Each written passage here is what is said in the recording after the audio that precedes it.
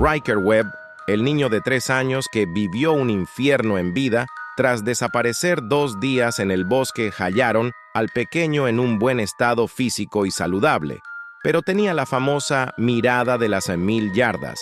Keep asking about what happened.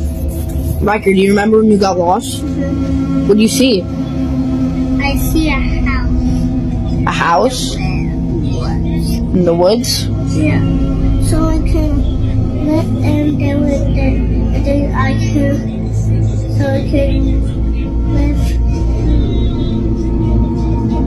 Someone lived in the house? Yeah. I'm sorry that happened to you, bro. That was scary.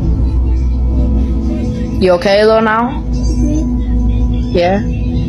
¿Qué habrá visto el pequeño para terminar así?